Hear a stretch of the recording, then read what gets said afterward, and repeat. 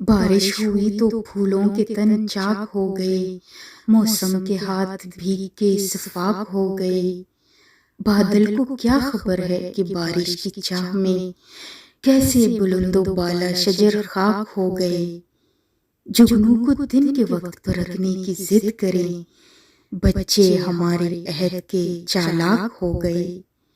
لہرا رہی ہے برف کی چادر ہٹا کے گھاس، سورج کی شہ پہ تنکے بھی بے باک ہو گئے۔